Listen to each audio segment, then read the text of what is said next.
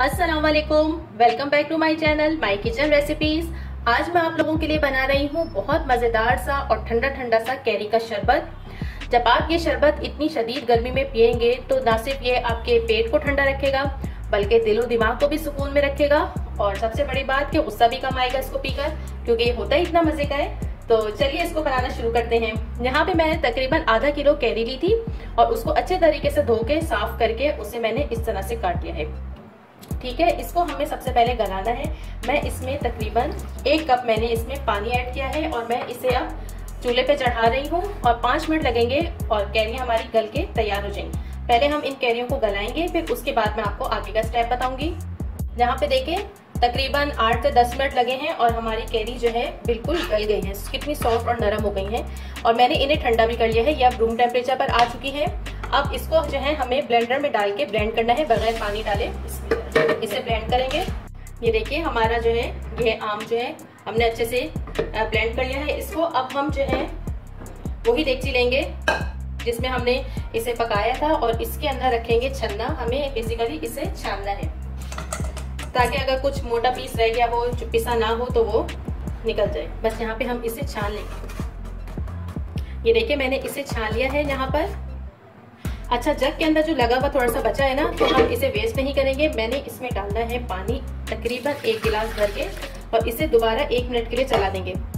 ये देखिए पानी डाल के जरा सा मैंने इसको घुमाया तो ये सारा जितना था सब कुछ कर आ गया है और इसे हम डाल देंगे। यही जो हमारी देखी थी ना, तो हम इससे छान रहे थे।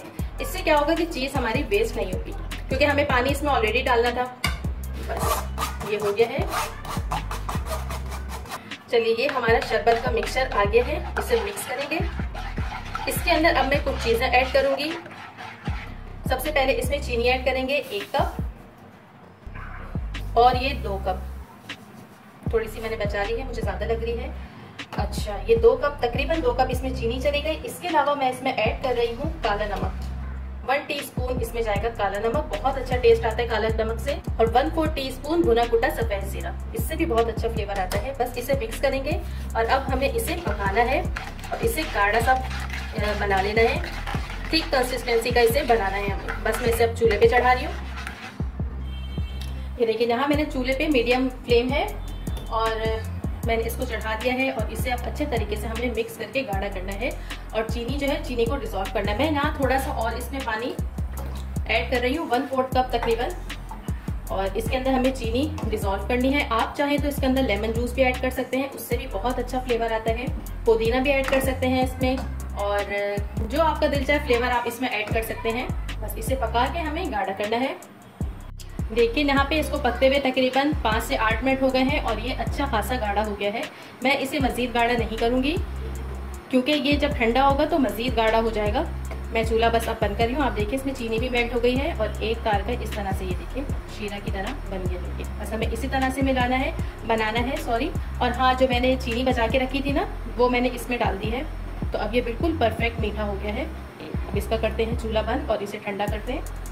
और जब भी आपको सर्व करना हो, आपने देखिए इतनी क्वांटिटी में इसको निकालना है और इसके अंदर बर्फ और ठंडा पानी डाल के इसे सर्व करना है और इसमें कुछ भी नहीं ऐड करना है।